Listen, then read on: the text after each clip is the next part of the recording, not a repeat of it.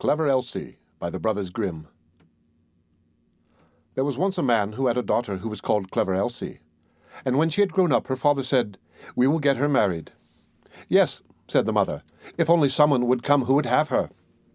At length a man came from a distance and wooed her who was called Hans, but he stipulated that Clever Elsie should be really smart.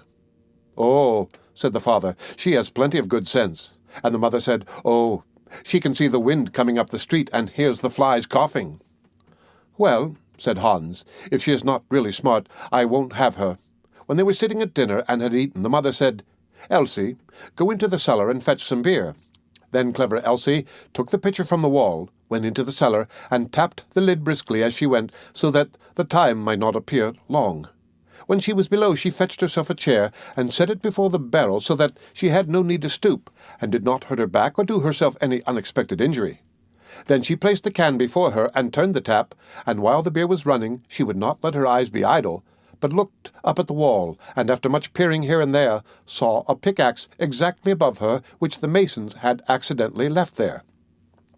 Then Clever Elsie began to weep and said, "If I get Hans, and we have a child, and he grows big, and we send him into the cellar here to draw beer, then the pickaxe will fall on his head and kill him."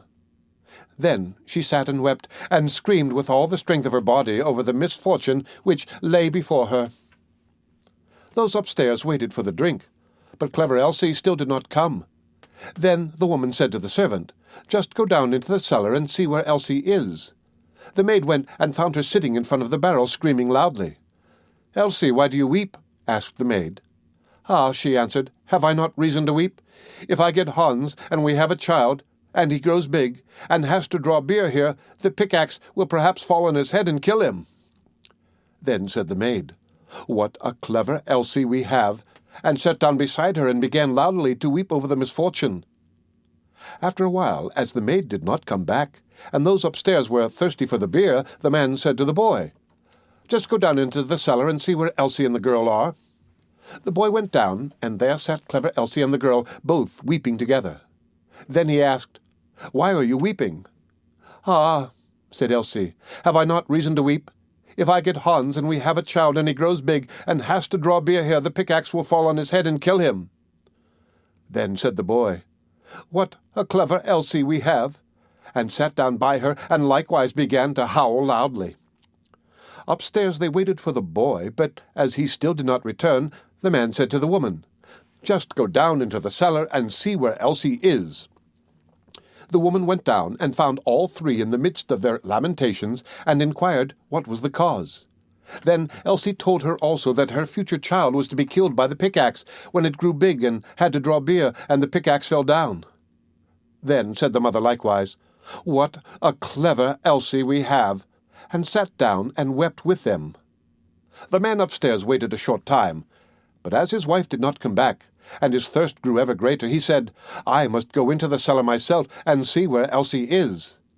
But when he got into the cellar, and they were all sitting together crying, and he heard the reason, and that Elsie might perhaps bring one into the world some day, and that he might be killed by the pickaxe if he should happen to be sitting beneath it drawing beer just at the very time when it fell down, he cried, "Oh, what a clever Elsie!" and sat down and likewise wept with them.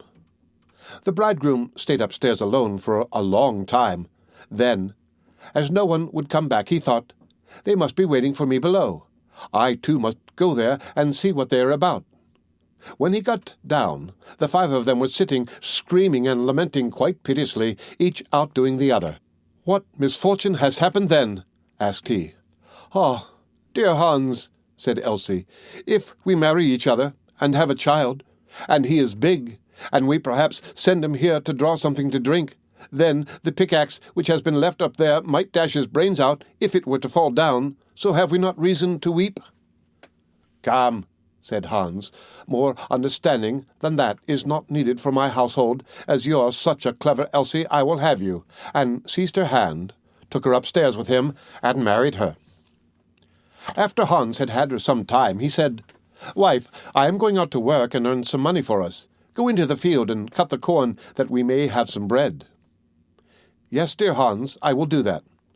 After Hans had gone away, she cooked herself some good broth, and took it into the field with her. When she came to the field, she said to herself, "What shall I do first? Shall I cut first, or shall I eat first? Oh, I will eat first."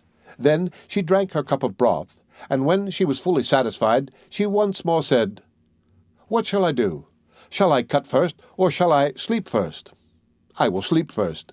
Then she lay down among the corn and fell asleep. Hans had been at home for a long time, but Elsie did not come.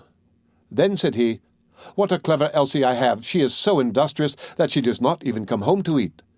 But when evening came, and she still stayed away, Hans went out to see what she had cut. But nothing was cut, and she was lying among the corn asleep. Then Hans hastened home, and brought a fowler's net with little bells, and hung it round about her, and she still went on sleeping.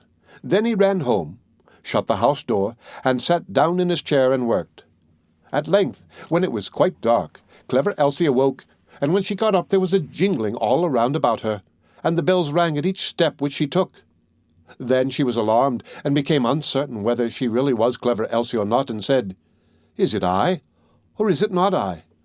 But she knew not what answer to make to this, and stood for a time in doubt. At length she thought, "I will go home, and ask if it be I, or if it be not I, and they will be sure to know." She ran to the door of her own house, but it was shut. Then she knocked at the window and cried, "Hans, is Elsie within?" "Yes," answered Hans, "she is within." Hereupon she was terrified, and said, "Oh, heavens, then it is not I," and went to another door. But when the people heard the jingling of the bells, they would not open it, and she could get in nowhere. Then she ran out of the village, and no one has seen her since. The End of Clever Elsie by the Brothers Grimm. Read by Rick Kistner for Lit2Go on the web at fcit.usf.edu.